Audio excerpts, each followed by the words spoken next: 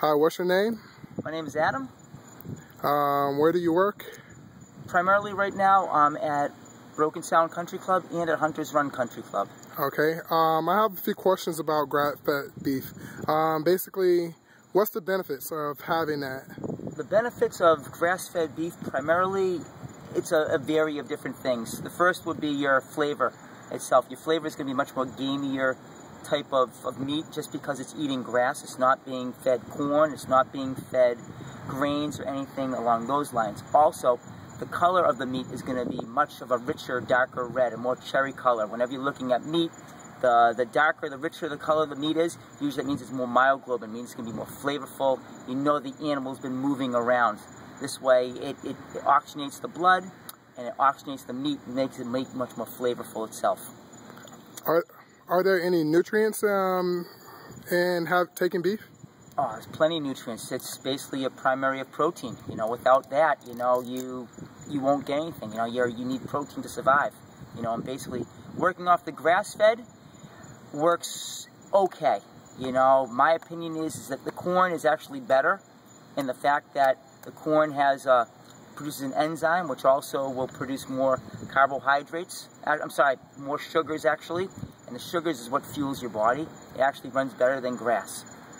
Okay, have you ever cooked grass-fed beef before? No, I have not. For the fact that it's very, very expensive in comparison to other meats. I'd rather use Wagyu or Kobe beef, American Kobe. You know, it's a better cut of meat per se because of how they treat it. You know, in this country, grass-fed beef really doesn't go over so well, just for the fact of price range. People don't know what it is. It's probably 3 to 4 times more expensive than regular corn-fed beef, just because it takes so much more time to make it grow. You know, the environment they're using, the grass has to be grown. Certain areas where you can sustainably actually use the animal to live on. Something like California, Florida is very good in comparison to somewhere like Massachusetts or New England or, say, Vermont, where it's snowing and nasty and cold weather 8 months out of the year, you know, so it varies like that definitely make a difference in the type of beef that you use. Okay, comparison to like timing where to grow beef, do you think that the grass-fed beef takes a lot longer to grow? Oh, extremely. It takes about 3 to 4 times longer for it to grow, just for the fact that when you're growing cattle, okay, it takes, I think it's either 24 or 64 weeks it takes from the cow to grow from a calf, which you would serve your veal from, to a mature steer, which would serve the beef from. And in that time, grass-fed, it takes a whole lot more time, just for the fact that you're letting it go outside, you're letting it eat the grass, you know, and it eating the surrounding area, what's going on in the area, you know, it's eating the herbs, it's eating everything else to grow. It's moving around, whereas something like a corn or a grain-fed is actually in a pen, and it doesn't move. And you just sit there and force feed it, force feed it, force feed it. And what happens is corn is a big thing, that it basically takes 3 times the rate of speed to grow eating corn. So let's say you take an animal that was eating corn for, say, 12 weeks, and that thing might weigh, say, 1,800 pounds. You take it off. Within 1 week's time, or actually closer to 2, it'll lose 80% of its weight. Wow. So it's a big difference. So you can see where actually that the grass-fed takes a lot longer. You know, it'll take a whole lot longer time for it to actually physically gain the size that it would need to be in comparison to something that was grain-fed or corn-fed, just for the fact that grass is chlorophyll. You know, it's more of a diuretic than anything else. You know, whereas corn, it's all energy, it's all sugars. You know, that's actually, corn and grain are our 2 biggest suppliers in the United States. That's what we grow. We actually supply the world with it. You know, so we have this massive abundance that's never ever going to end, and it's probably extremely cheap to feed them with the corn and the grain than it is with the grass.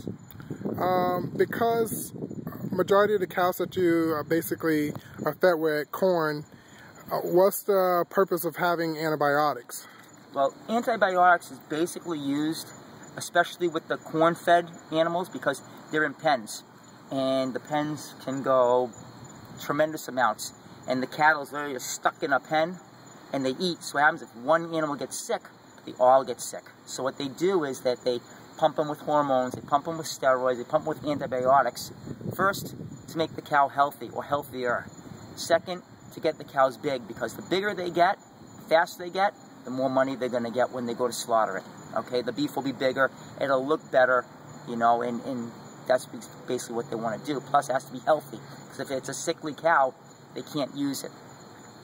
Okay, in your opinion, would a grass-fed beef be better to have than something that's filled with antibiotics and different steroids in it? Of course it is. Of course it is. Actually, if you go to England, I was just reading about it actually. Hugh Fearing-Whitley has a book. It's called the River Cottage Meat Book. It's phenomenal. He talks about basically saying that you can't import USDA grade beef into England. It's illegal, because the fact of all the hormones and the steroids and everything else. A lot of their food over there is, especially the cattle, is off of grass and grains, and it's just a much better flavor meat. It takes longer time to grow. Plus, it's clean. It's better for you, because if you think about it, whatever you're pumping into an animal, you know, eventually it's going to go into your system. So if it's full of steroids and antibiotics, you're going to wind up getting it in your system too over time. Gotcha. All right, well, that's it for today, and thank you very much for answering the questions that I needed for my interview. My pleasure. Hopefully everything will go well. Thanks.